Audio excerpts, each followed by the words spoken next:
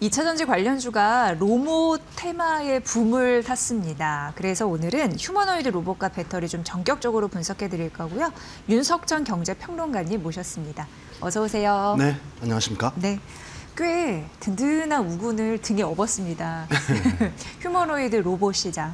엄청 커질 가능성이 굉장히 많이 거론이 되고 있어요. 평론가님 어떻게 보세요?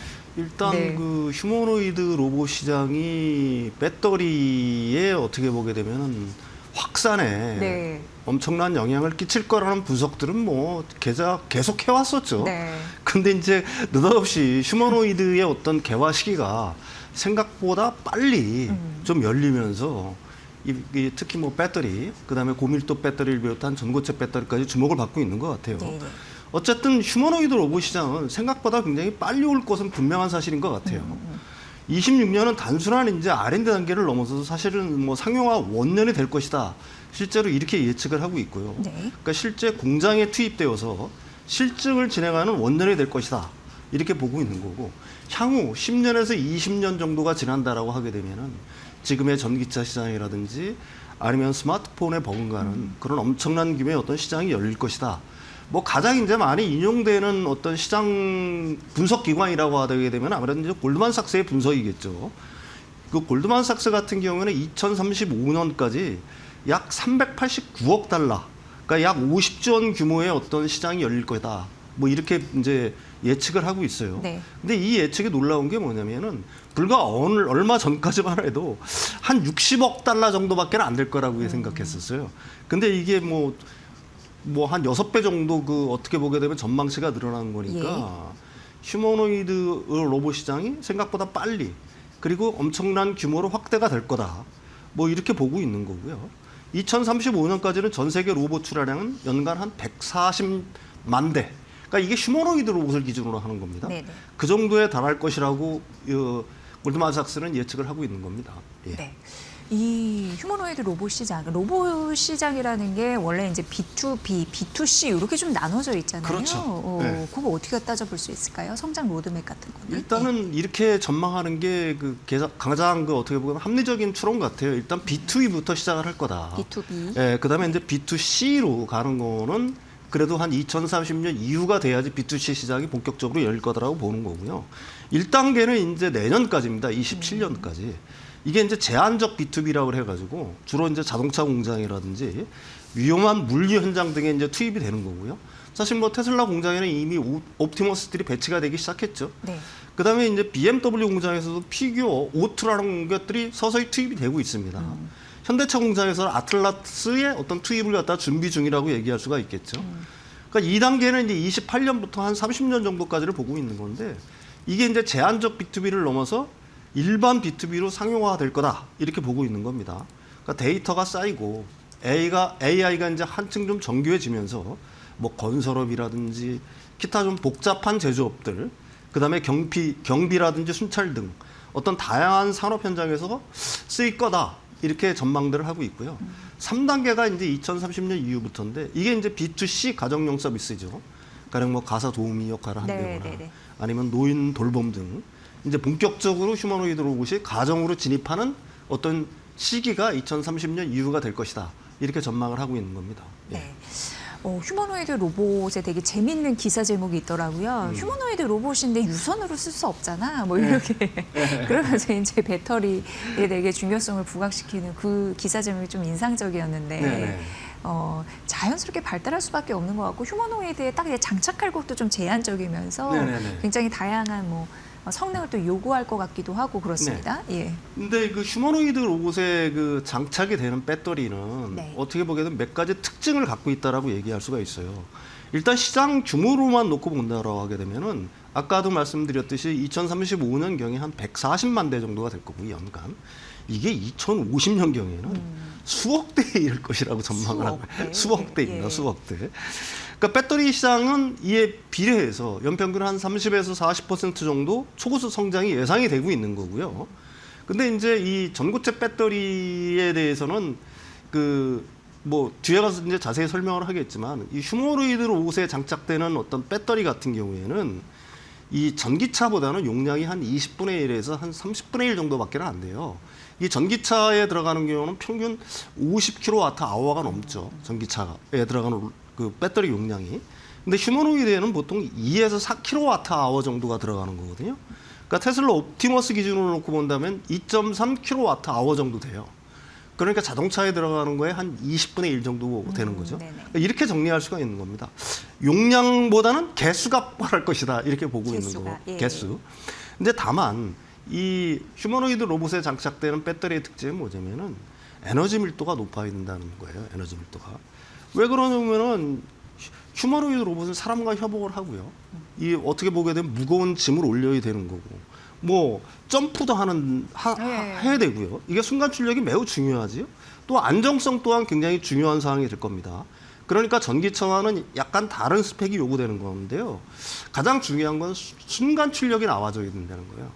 그 관절, 액추에이터가 순간적으로 강한 힘을 내라고 하려면 배터리가 전력을 한꺼번에 뿜어주는 어떤 능력이 필요하겠죠. 그러니까 당연히 이쪽에 들어가는 배터리 같은 경우에는 LFP보다는 삼원계가 유리할 수밖에 없는 겁니다. 왜 LFP의 또 하나의 단점은 뭐예요? 부피가 크고 무겁잖아요. 네, 밀도 별로. 네, 그러면은 이게 그 로봇에 장착되는 배터리는 가벼우면 가벼울수록 또 에너지 밀도가 높으면 높을수록 좋은 거기 때문에 여기에는 기본적으로 3원계 이상의 배터리들이 장착이 될 수밖에 없다. 이렇게 봐야 되겠죠. 네. 예. 그리고 평론가님, 그 배터리의 모양, 형태, 우리가 폼팩터라고 하잖아요. 네네네. 이거는 어떻게 될 가능성이 굉장히 높은 건가요? 이게 당분간은 네. 전고체로 가기 전까지는 사실은 원통형 배터리, 그중에서 4680 원통형 배터리가 표준으로 자리 잡을 가능성이 굉장히 높다라고 봐야 되겠죠. 이게 왜 그러냐면은 사실은 테슬라 옵티머스에 4680 배터리가 탑재가 될 예정입니다. 네. 되고 있고요, 사실.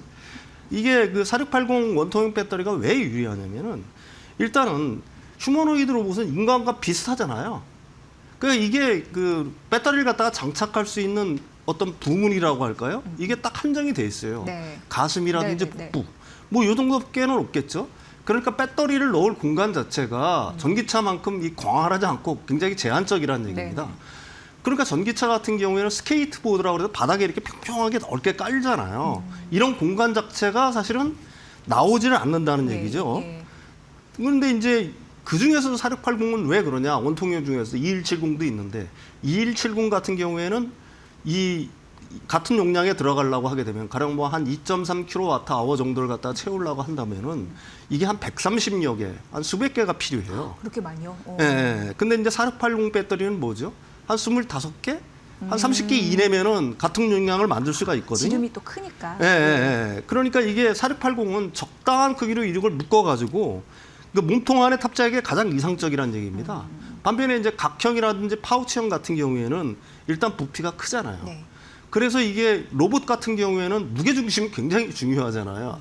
뭐 걸핏하면 이렇게 막 넘어지고 넘어지면 안 하고. 되니까. 예, 예. 그래서 이 그 원통형이 대세가 될 수밖에 없는 거고요. 두 번째로는 이 원통형 같은 경우에는 구조적 안정성을 갖다가 껴할 수 있습니다. 무슨 말이냐면은 이 배터리 자체를 갖다가 뼈대를 이용할 수가 있는 거고요. 그러니까 휴머노이드 로봇의 척추나 뭐 다른 어떤 뭐 갈비뼈 역할을 할 수 있게끔 이걸 갖다가 원통형을 갖다가 그 배터리를 갖다가 그 자체로 이용할 수 있다는 건데요. 왜 그러냐면 원통형 캔은 그 자체로 매우 단단하잖아요. 그러니까 이게 기둥 역할을 할 수 있다는 얘기입니다. 그러니까 별도의 배터리 케이스나 뭐 폴더를 갖다가 최소화해서 배터리 자체를 갖다가 구조물로 쓰기 때문에 어떤 효과가 또 있겠어요. 로봇의 전체 무게가 줄어들겠죠. 네. 다른 구조물을 세우지 않아도 되니까 로봇 몸체를 지탱하기 위해서 다른 구조물이 아니라 이 원통형 배터리를 이용하면 되니까 그 자체로 무게를 줄여서 에너지 효율을 높일 수가 있는 거고요. 또 하나는 이게 경제성입니다. 왜 그러냐면 지금 4680 배터리 같은 경우에는 지금도 생산하고 있잖아요. 그러니까 전기차에도 쓰고 있잖아요. 이미 대량 양산이 되고 있단 말입니다. 따라서 이 대량 양산으로 인한 어떤 원가가 굉장히 낮아져 있는 상황이기 때문에 경제성 측면에서 굉장히 유리하다라고 얘기할 수가 있겠죠. 또 하나는 그 아까도 말씀드렸듯이 2170 계통의 어떤 배터리를 쓰는 것보다도 4680 배터리를 쓰게 되면은 들어가는 배터리 개수가 줄어들잖아요. 그러니까 배터리를 갖다가 배선으로 연결한다거나 아니면 용접 포인트도 그만큼 줄어들겠죠. 이게 원가 절감의 한 요소가 된다는 얘기예요. 네. 또 하나는 이제 마지막으로 중요한 건데 안정성 측면에서 좀 유리한 측면이 있어요. 각형이나 파우치형 같은 경우에는 배터리의 어떤 폭발이라든지 온도가 올라가는 것 같다가 물론 뭐 BMS 시스템으로 해서 어느 정도 예측은 가능하지만은 이게 어느 정도 불어오를 때까지 잘 모르거든요. 근데 이제 원통형 같은 경우에는 내압이 찰 경우에는 벤트를 통해서 가스를 갖다가 분출할 수 있게끔 설계가 가능하기 때문에 그래서 유리한 거고요. 또 원통형 배터리 같은 경우에는 겉 부분이 스테인리스 그 스틸 캔 소재지 않습니까?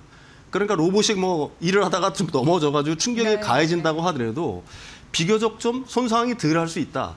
이런 측면에서 이제 몇 가지 장점을 갖고 있다.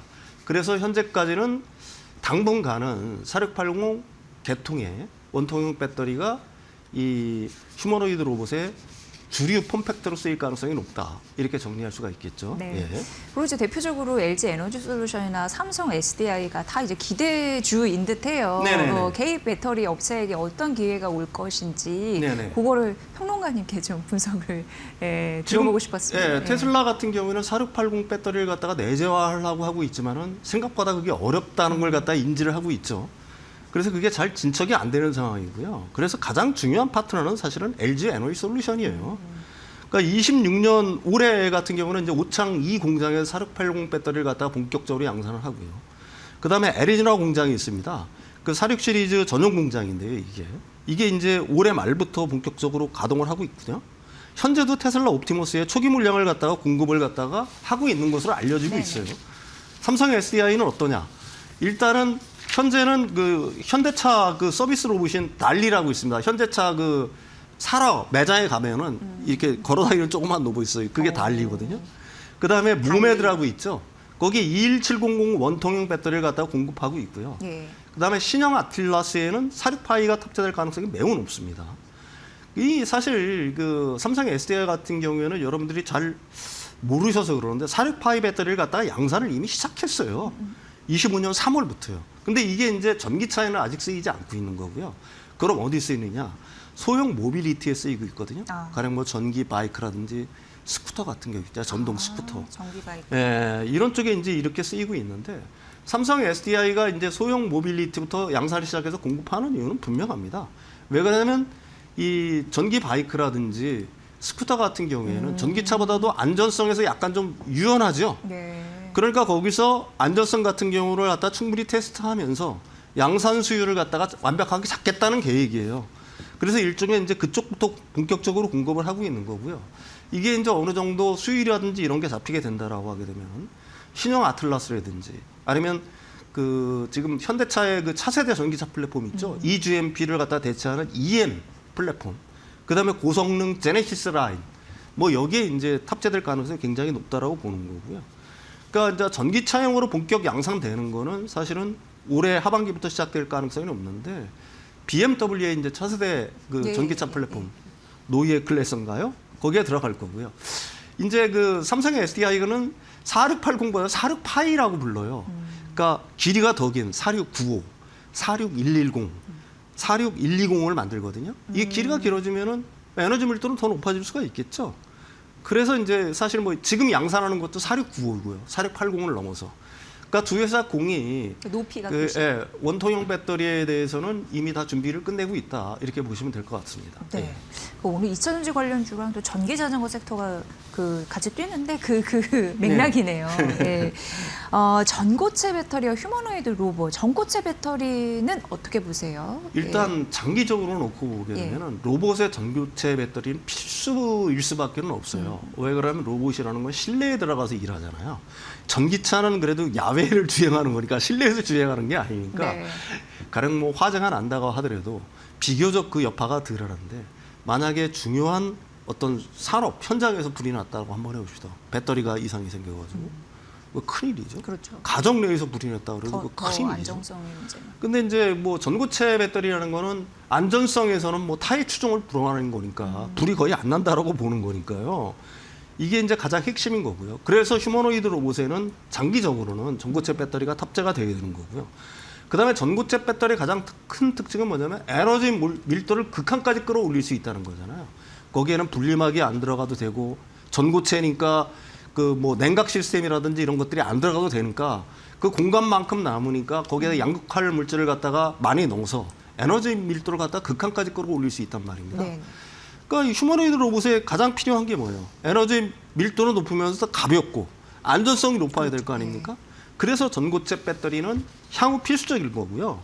근데 왜 전기차보다 로봇에 먼저 쓰일까? 이 부분에 대해서 이제 우리가 생각을 해보면은 사실은 전기차보다는 로봇에 먼저 쓰일까의 개연성이 굉장히 높습니다. 전기차는 아까도 말씀드렸듯이 배터리 용량이 커야 되잖아요. 가령 뭐 60kWh, 70kWh가 되는데 이 휴머노이드 로봇에서는 아까도 말씀드렸듯이 2.5kWh 정도면 되거든요. 그러니까 가격이 비싼다고 하더라도 뭐라고 할까 소형 용량이 들어가니까 네. 상대적으로 그렇게 부담이 없단 말입니다. 또 초기 휴머노이드 로봇 같은 경우에는 아틀라스도 한 뭐 2억 원 정도를 예상하잖아요. 거기서 뭐 얼마 정도 비싸도 그게 그렇게 큰 비중 높은 어떤 가격 부담으로 오지 않는다는 얘기죠. 그래서 전고체 배터리 가격이 비싸도 로봇 가격에서 차지하는 비중이 적기 때문에 로봇에 쓰일 가능성이 일단 높다. 그럼 예상 타임라인은 어떻게 되느냐? 삼성 SDI는 사실은 2025년부터 전고체 샘플을 만들어가지고 지금 샘플 공급을 하고 있습니다. 뭐 일단 알려진 바로는 군사용 로봇이라든지 아니면 재난구조용 로봇처럼 가격 상관없이 극한의 어떤 환경에서 해야 되는 것들이 있잖아요. 그런 특수목적 로봇에서 테스트를 갖다 진행 중인 것으로 일단 알려지고 있는데요. 27년에서 28년 정도 되면은 아틀라스에는 분명히 탑재가 될 가능성이 굉장히 높겠죠. 그 다음에 2030년 이후에 이제 본격적인 대중화를 시작할 수 있을 겁니다. 전기차. 전고체 배터리 생산 단계가 이제 굉장히 낮아지게 되면은 가정용 로봇이라든지 일반 산업용 로봇으로 확산할 시기가 될 거고 그때 이후로 이제 전기차에 본격적으로 탑재가 되기 시작할 거예요. 그러니까 이렇게 보시면 돼요. 전고체 배터리가 상용화되는 건 전기차나 뭐 이런 거보다는 오히려 휴머노이드 로봇이나 로봇에. UAM 등에서 먼저 쓰일 가능성이 굉장히 높다. 이렇게 정리를 할 수가 있을 것 같습니다. 그러고 보니까 삼성 SDI도 빠르면 내년부터 탑재가 가능한 예, 거예요. 그렇습니다. 27년부터 양산 계획을 잡고 있는 네. 거니까요. 지금 벌써 샘플 공급을 시작을 하고 있어요. 예, 예. 전기차 아니어도 로봇이나 그 UAM 이쪽에 네네네. 활용도가 있으니까 일단 먹거리는 챙긴 셈입니다. 네네네, 그렇습니다. 네, 그 전기차 캐즘도 빠르게 극복할 수 있는 가능성이 좀 앞당겨졌다. 이렇게 결론을 낼 수 있겠습니다. 휴머노이드 로봇 시장과 그 시장에 맞춤형 배터리 전략까지 저희가 챙겨드렸고요. 윤석정 경제평론가님의 분석이었습니다. 고맙습니다.